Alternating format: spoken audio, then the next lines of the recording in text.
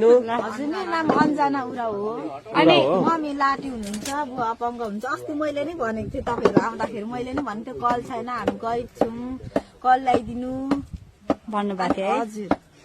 अनि आज तपाईँले भन्नुभएको कुरा चाहिँ हामी चाहिँ पुरा गर्दैछौँ, कस्तो भइरहेछ?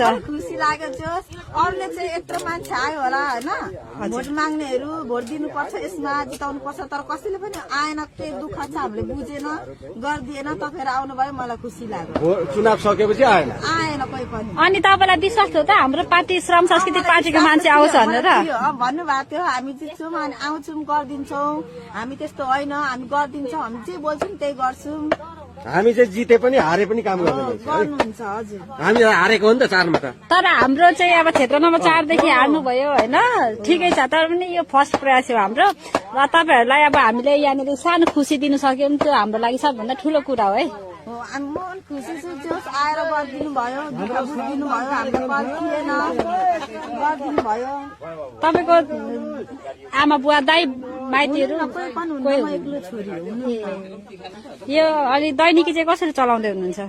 दैनिकी भन्दाले पनि म अब भाडा मोला जाने, बिहेहरूमा जनहरू जाने, अब कसैले बोलाइदिँदा अब गरिदेऊ, यति पैसा दिन्छु भन्दाखेरि चाहिँ म कामहरू गर्ने। पढ्दै हुनुहुन्छ कि हुन्न? म पढ्दिनँ, छोडिदिइसकेको। कति क्लास पढेर छोड्नु भयो? 7 पढेर छोडिदिएको। पढ्नु त मन होला नि होइन? हो, अनि अब भन्छ नि मान्छेले गरिब छ, तिमी त फ्रीमा पढ्न पाउँछौ भने, त्यस्तो केही पनि होइन, पैसा लाग्छ पढ्नु। सरकारी स्कुलमा पनि पैसा लाग्छ? लाग्छ। अब मम्मी बुवालाई त अब हेर्नु पैसा त चाहिन्छ नै, आफू लुगाफाटा खानु लाउनु पैसा चाहिन्छ नि। अब म कमाउनुतिर लागे, यता बोलायो, उता गयो, उसकोमा गयो, त्यसैमा म कति वर्ष भयो तपाईँले पढाइ छोड्नु भएको चाहिँ?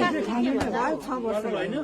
ए, त्यसो भए पढ्ने रहर छ कि छैन? अब त मम्मी बुवाहरूलाई पाल्नुपर्छ, हेर्नुपर्छ।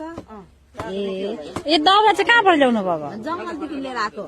मम्मी जङ्गल जानु भएको थियो, अनि म पनि जङ्गल गएको थिएँ, मम्मी र म नै, अनि बोकेर लिएर आएको नसकिन्छ।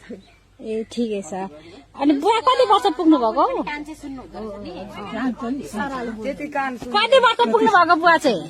कति वर्ष पुग्नु भयो बुवा? म अहिले 78 वर्ष भयो। 78 वर्ष।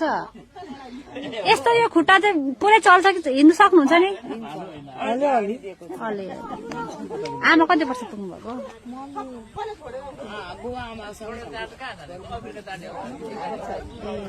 ल, त्यसो भए तपाईँहरूको इच्छा हामीले पुरा गर्दैछौँ। ल, हुन्छ, मलाई खुसी लाग्यो, आउनु भयो, गरिदिनु भयो। मलाई यत्रो मान्छे आयो होला, कसैले पनि दुःख बुझिदिएन, आइदिएन, ल उसको घरमा के छ छैन गरिदिन्छु।